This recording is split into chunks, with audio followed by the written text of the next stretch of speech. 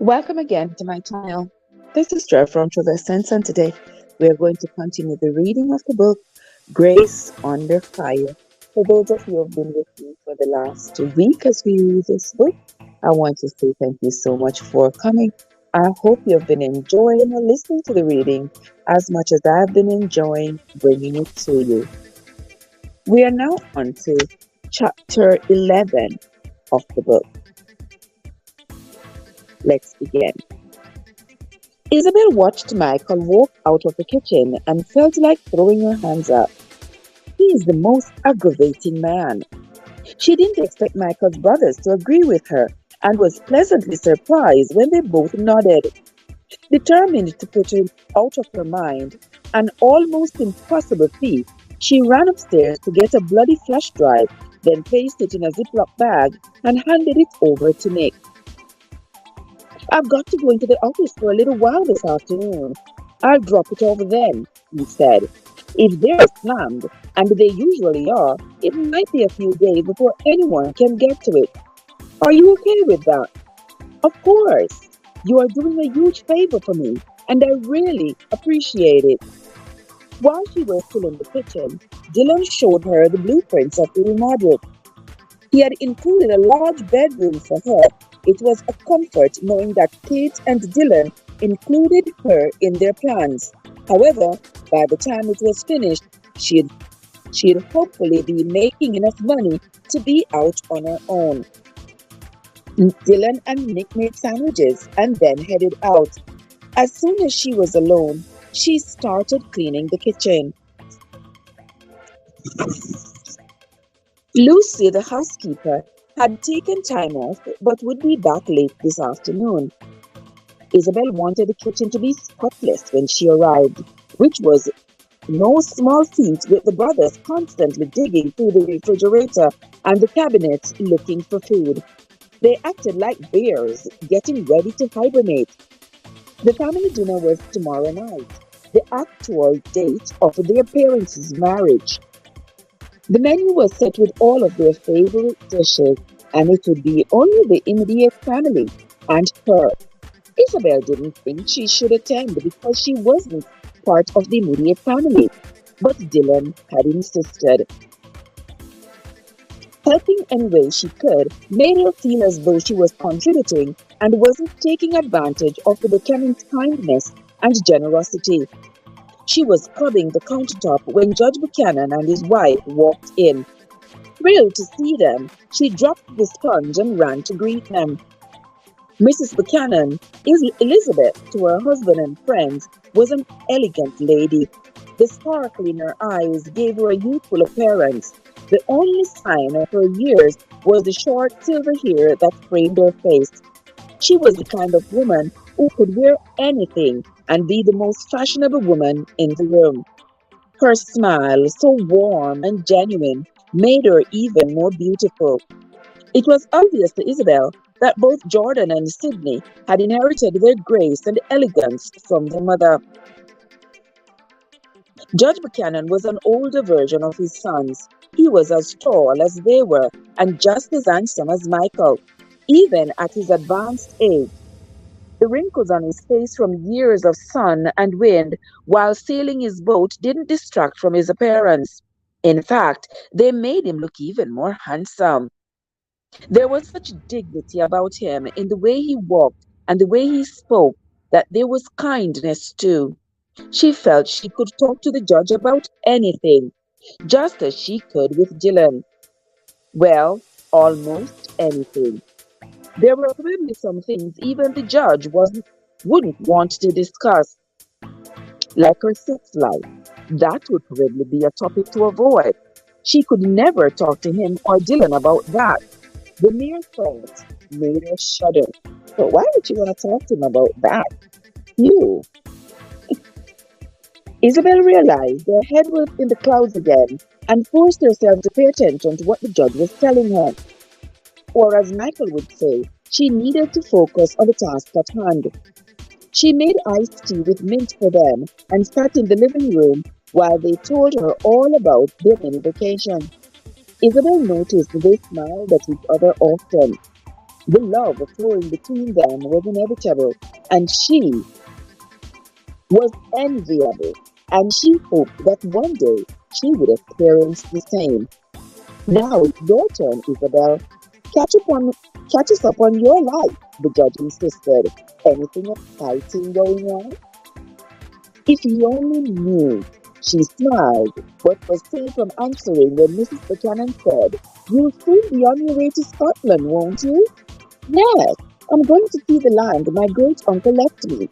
I talked to the solicitor in Dunross, Scotland, who's handling the inheritance, so I'll be meeting with him. I really don't know much about it except that it's a very large piece of land in the Highlands. I'll be going next week as long as there aren't any setbacks. I guess you could say there have been a few glitches." "Glitches?" Michael laughed after repeating the word as he strode into the living room. "That's code for not wishing to discuss this now, Michael," she said through a clenched smile. "Your parents just returned home. It's a festive occasion. Dear God." She had almost called him a jerk in front of his parents. What was the matter with her?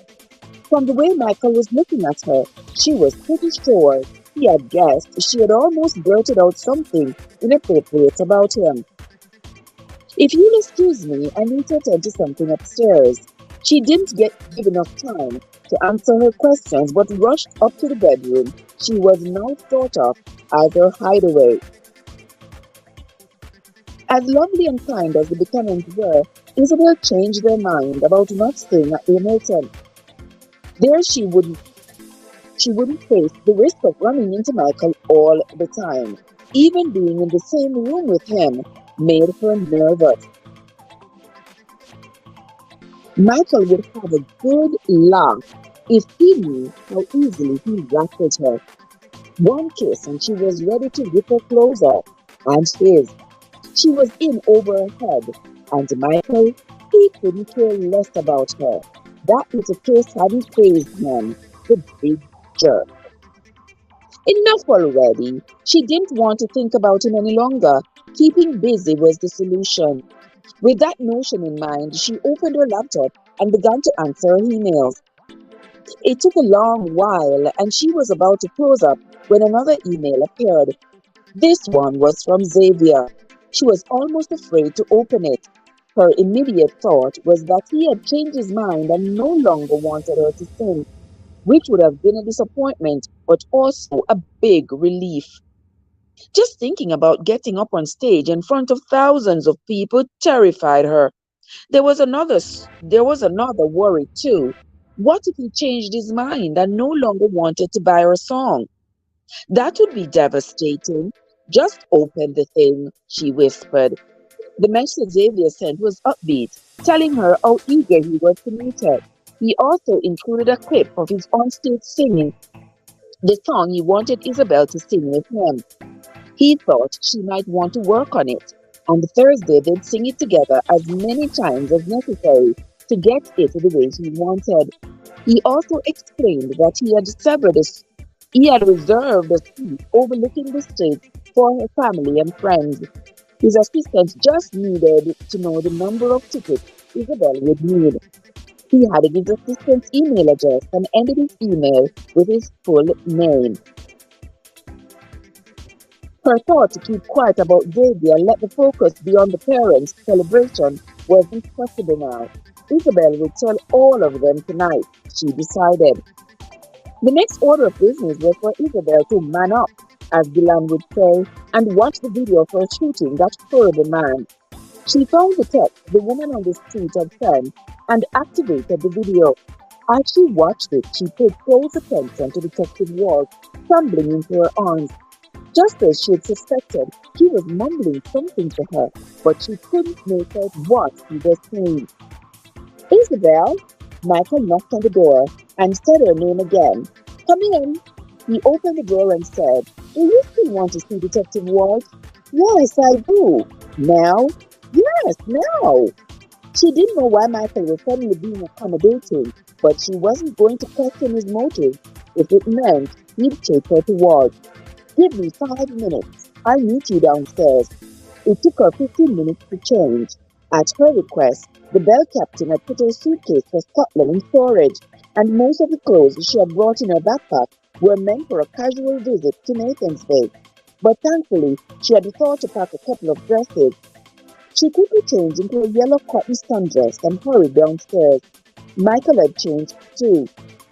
Instead of jeans, he wore khaki pants and a button-down shirt with the cuff turned back. Even when he didn't try, he looked gorgeous.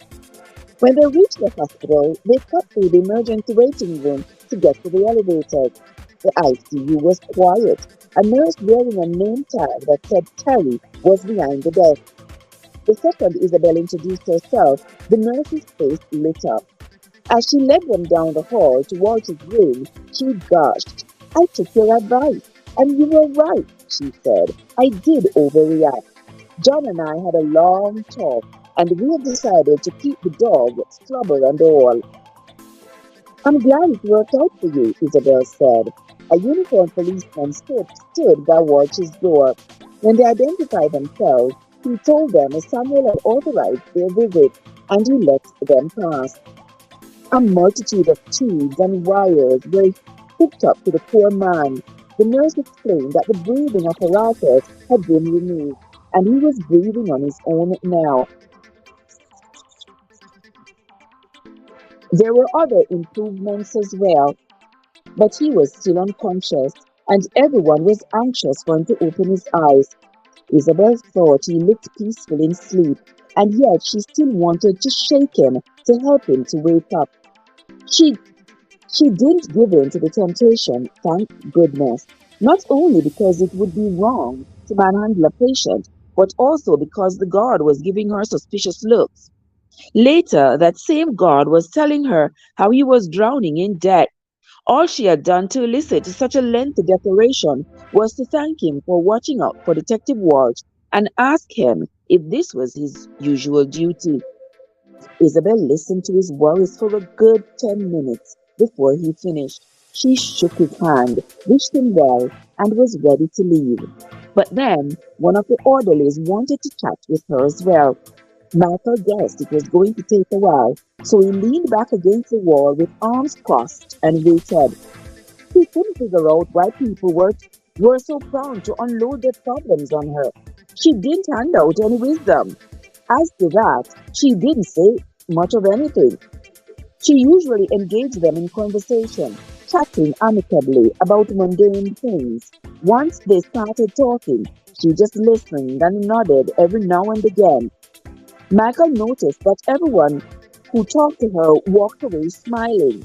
It was, in his opinion, the strangest thing he had ever seen, and it kept happening over and over again. People were drawn to her just like he was, though he sure as certain wasn't going to pour his heart out to her. He had to drag her out of the hospital, or they never would have left. Why are you in such a hurry? She asked, trying to keep up with him as they walked down the hospital corridor. I have things to do, he said. She checked the time and then said, do you have plans tonight? Yes, I do, he said. No further explanation, just a simple yes. She guessed what that meant. He had a date, probably with that lawyer, Amanda something or the other. She wasn't going to bill him. If he didn't want to tell her, she wasn't going to nag. That nurse. Michael began as he turned the key in the car's ignition. What nurse? The one behind the desk. You mean Terry? She said, turning towards him. What about her? What did you talk to her about? I've talked to her several times on the phone, she explained. I'd called to check on Detective Walsh, and she answered. She's a lovely woman, isn't she? Yes, sure, he said. She thanked you for all your advice, but you didn't give her any, did you? I asked her how her day was going, and she told me. He shook his head. It's the darndest thing. What is? That people need someone to listen to them. There are lots of lonely people in the world who don't have anyone to turn to. You wouldn't understand because you come from such a big family. If you need anything, you can turn to your brothers or your sisters, and you have your parents who love you. I hope you realize how fortunate you are. He glanced over at her and said, "Yeah, yeah, I do realize how fortunate I am. What about you? Were you lonely growing up?" "No, no, not at all," she replied. "I was very close to my mother." "And your sisters?" "Yes, but they weren't around all that much, were they? Kira was away at college and medical school, and Kate was away at college, then got a graduation degree in business." "Okay, no, they weren't home at all that often, but I knew they would be there if I needed them." Several minutes passed in silence, and then Michael said, "Were they home when your mother got sick?"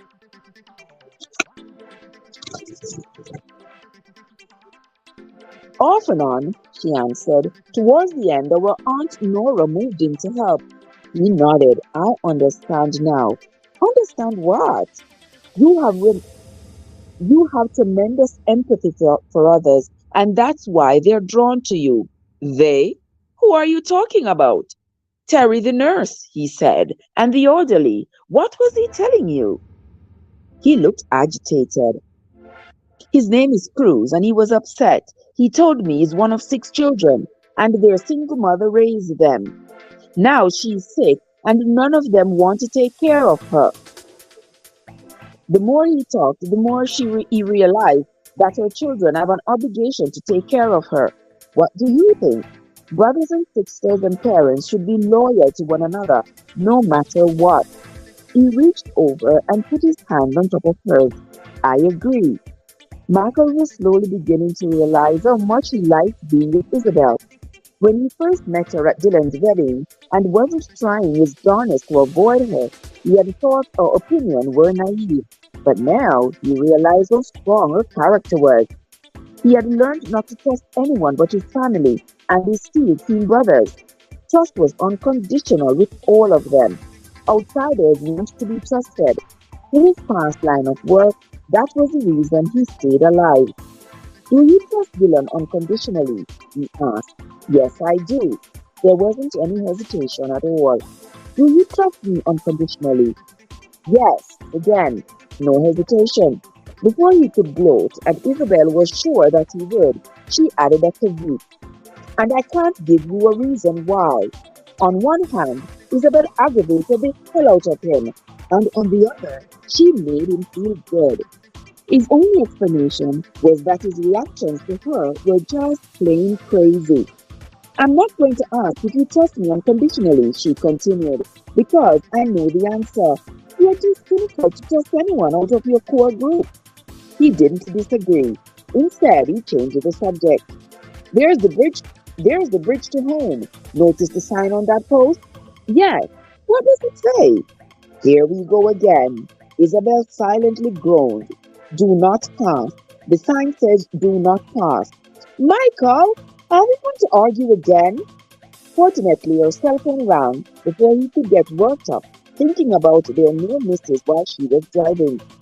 She didn't bother to see who was calling. A minute later, she wished she had. James Reed was on the line, and he was even more eager than the last time he had called. She decided to share the conversation with Michael and put Reed on speakerphone. "You don't want to miss out on this fantastic opportunity, Miss McKenna." "Really, you don't. The price the Patterson Group will pay is quite high." He added, "Yes, it is. You won't get that much from anyone else, but you must act now. The deal could go away," he warned, "and we don't want that to happen." Isabel thought Mr. Reed sounded like a spokesman in a late night television infomercial. "I can't make a decision yet. I'd like to see the land first." His tone suddenly changed, and now he sounded sincerely concerned. "Miss McKenna, it would be most awkward if you were to come. Most awkward." She looked at Michael and rolled her eyes. James Reed was given to drama, she decided. And what is that?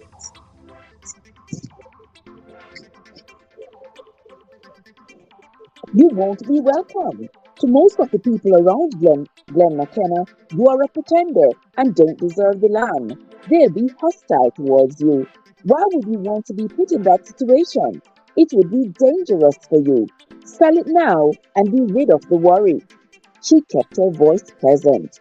You have given me quite a lot to think about. As soon as I make a decision, I'll let you know. When? When will that be? As soon as I make a decision, I'll let you know. Bye now. He was blabbering when she disconnected the call. Arriving back at Nathan's day, Michael parked the car and rushed around to open the door for Isabel, but she was already heading to the house. See you later, she called over her shoulder. Isabel had to get away from him. One minute she was arguing with him, and the next she was sharing her personal thoughts. She was suddenly feeling overwhelmed with frustration and confusion. She never should have come to Nathan's day. If she had had an inkling of how she would react to Michael, she would have gone home after graduation and flown to Scotland from there. Lust, she decided, was a terrible affliction, and she wanted no part of it. Needing to get rid of some of her nervous energy, she changed into her workout clothes to go for a run. Unfortunately, she didn't realize how hot the weather was until she was out in it. The sun beat down on her, and she was drenched with sweat by the time she returned to the house. A cold shower revived her. She put on a different pair of shorts and a tank top, found her flip-flops, and went downstairs.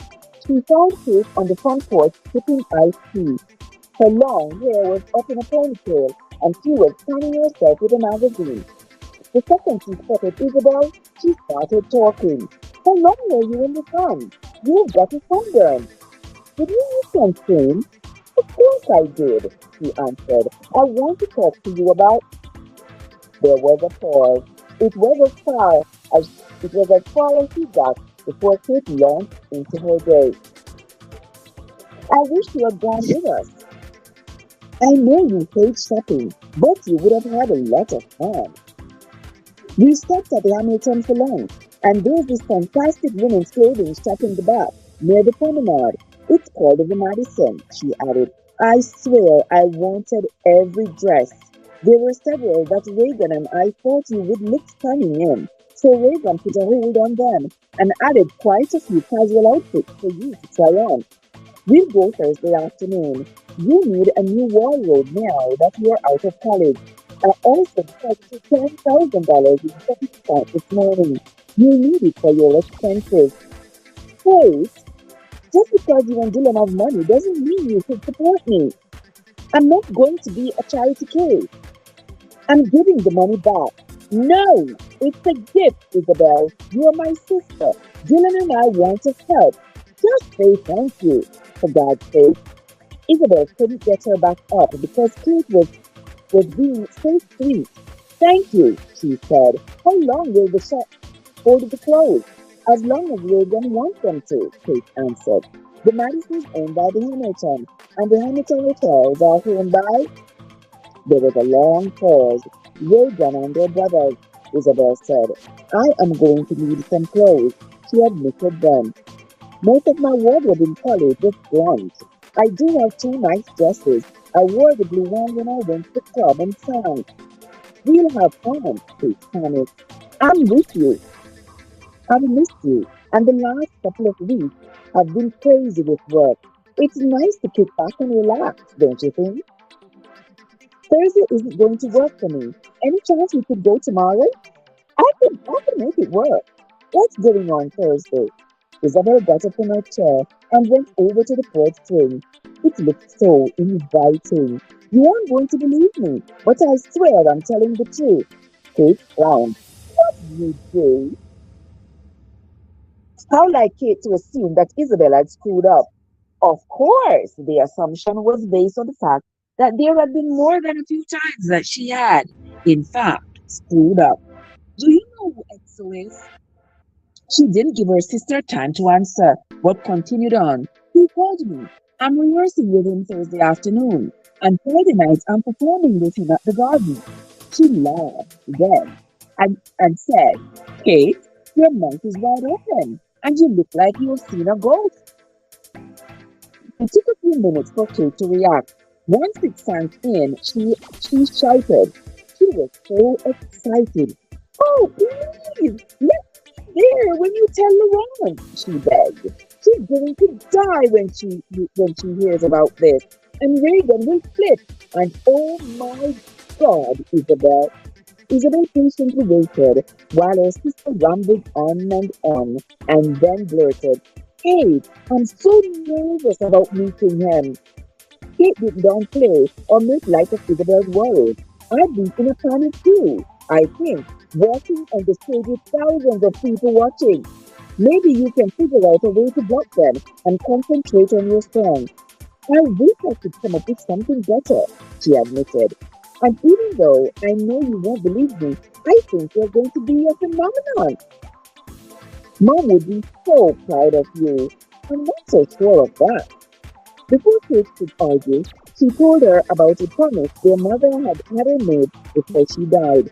Kate became teary-eyed. "Oh, Isabel, why didn't you tell Kara and me? You sang all the time, and I never could understand why you let it go when you went off to college. Now I realize what you sacrificed. I'm so sorry. Mother shouldn't have asked you to give up what you love. Music is part of who you are. Mother was worried I wouldn't be able to support myself. I don't think she had a lot of faith in me. I know she didn't want me in what she called a cutthroat business. Towards the end, she was afraid, and I would have agreed to anything to give her peace." She took a breath and said, "It's been over 5 years and I still miss her." "I miss her too," Kate said. The two sisters spent several minutes reminiscing about some of the happy times they had with their mother. "We never could take anything over her," Kate said, a note of pride in her voice. They were laughing over one particular plan Isabella had when Raven came out to join them. Her reaction to Isabel's news about Xavier was as enthusiastic as Kate has been, and she agreed they needed to go back to the clothing boutique tomorrow for Isabel. "Where's your aunt?" Kate asked. She's freaked. She'll freak out when she hears this. She and Nick went home to be with the kids. They'll be back tomorrow with Samantha and Tommy for family dinner." Isabel sat quietly while the two women discussed what she should wear to rehearse with EXO, and what she should wear on stage. Every time EXO's name came up, Isabel could feel her stomach tightening. She wasn't sure if it was due to excitement or anxiety. When she wasn't worrying about EXO, she was thinking about Michael. He had been clouding her thoughts since she had arrived in Boston. What was he doing now?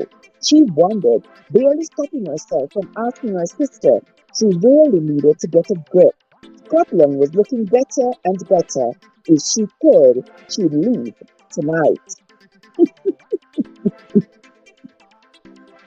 Later that evening, Michael waited the living until Isabella left the living room to talk to the others about safety concerns, and it was decided that Nick would accompany her to the rehearsal with Xavier.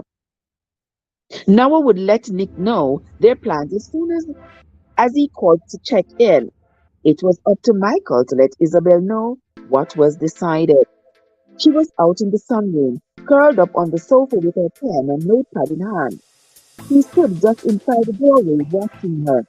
He noticed every little thing about her. Her legs were a bit sunburned, and so were her arms and her face. Her hair had white blonde streaks in it now, and he remembered how silky it felt. Hell, he was in it again. "Isabel," he said her name as he walked over to the sofa and sat down next to her. She moved their feet out of the way in the nick of time. "There are other places to sit in this room, you know. I like sitting here." She refused to get into an argument over such a silly thing. "Did you want something?" "Yes," he said. "Nick is going to go with you to the rehearsal, and if I can move a couple of appointments, I'm going to tag along." "Why?" "We want to meet him." "What's the real reason, though?" "We decided that Nick, we decided that Nick could go with you because he carries a badge and a gun." "Why is that important?" She was looking at him as though she thought he had lost his mind. "We don't know anything about Xavier and his crew." "His staff," she corrected. "Okay, staff," he patiently repeated. Better safe than sorry. In other words, if anyone tries something, you can shoot him or use conscience. That sounded good to him. Whose wacky idea was this? She asked. And before he could come up with an answer, she guessed. It was yours, wasn't it? He shrugged, then decided to justify his actions. You don't know anything about these people. So yeah, I did suggest it. That you and Nick intimidated everyone? Okay. Yes, that was exactly what we wanted to do. I don't want anyone messing with you. She couldn't make up her mind if he was being sweet or insulting. She placed her notepad and pen on the table and stood. Crossing her arms, she said, I can take care of myself, Michael. She turned to leave, then changed her mind. And another thing, you told me to stay away from me, and you were going to stay away from me. Do you remember? So how come every minute I turn around, there you are? You might as well stop trying to drive me crazy. Thanks to you, I'm already there. With those parting words, she stormed out. That's the end of chapter 11, my friend.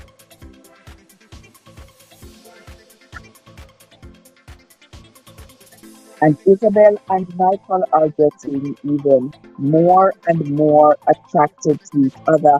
I believe I believe they really are in love, but they are going to continue this bantering on each other until eventually somebody, one of them, takes it to the next level. And I think it's going to be Michael. I think he really wants to be with her, but he has more questions than answers, and he is trying to be as polite and gentlemanly as he possibly can in circumstances. Because already his brother is married to her sister. So what are the odds that he's going to get married to the other sister? That I think is what is conflicting in his mind. But we will find out as we read along. When we come back tomorrow, we will read chapter 12 of the book, Grace on the Fire. Once again, I want to say thanks to you all for coming in. I sincerely enjoy reading this book to you, and I hope you all enjoy listening. Until next time, my friends, this is Strickland Professor, where your journey matters.